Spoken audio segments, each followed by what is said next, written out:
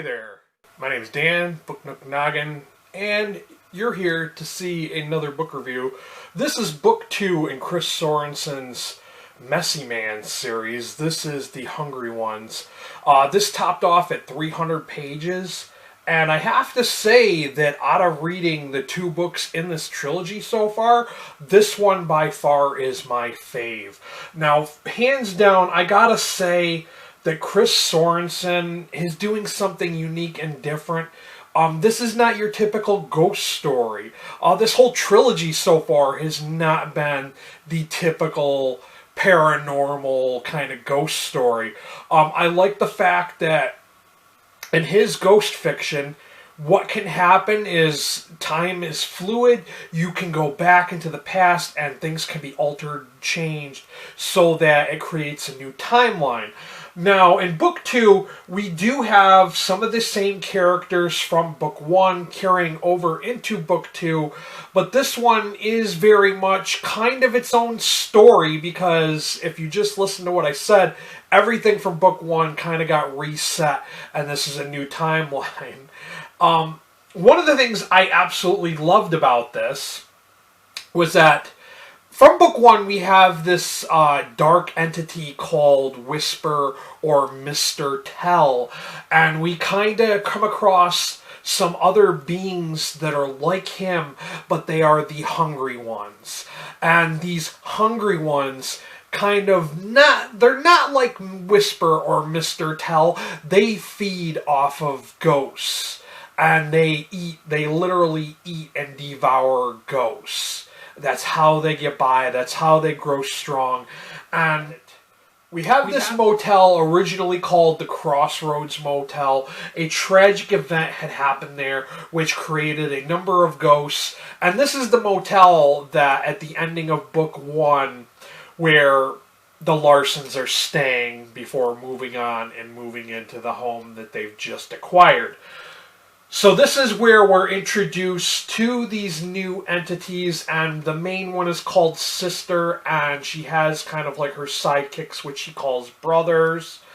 And it's really, really interesting. So we kind of get a glimpse, we learn a little more about exactly what Mr. Tell is.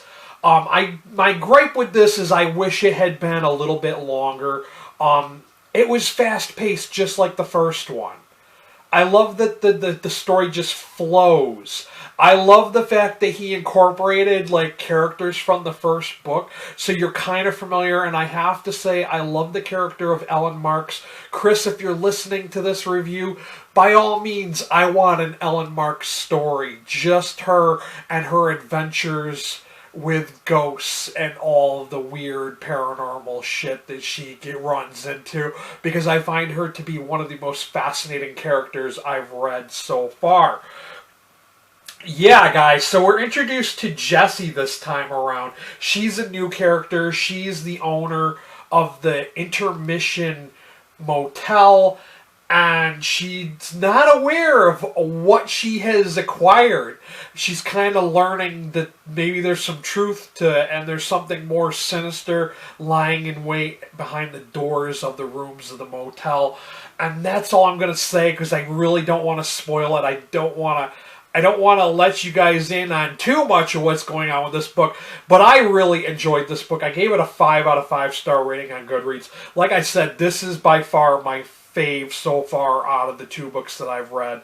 I'm excited to read book 3, which is The Messy Man, and I'm going to be getting to that really, really soon. And I plan on interviewing Chris Sorenson, the author of this amazing book series. So stay tuned for that. That's going to come up sometime in the near future.